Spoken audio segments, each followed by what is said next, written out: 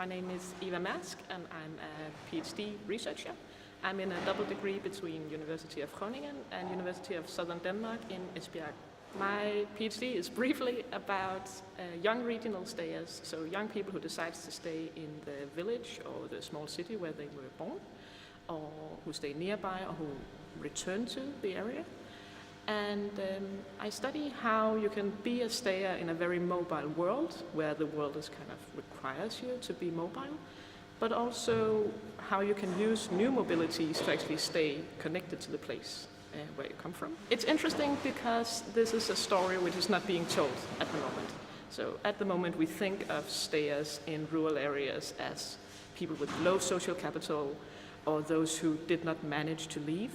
It's important to understand these young people because they're actually valued very much in their communities and in their villages if they stay.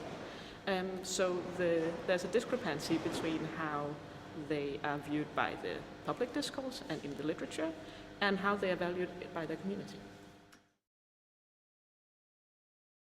Fits very well because as a young researcher coming here to the ACCOMPLISH conference, I'm being introduced to a lot of co-creation tools which I can implement in my research because I'm very early in my PhD at the moment.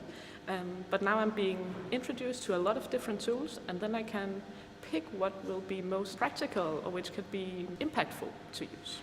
The perspective from the young people themselves are being left out of the literature, and by using co-creation tools and engagement tools, I will be much more able to get those stories out.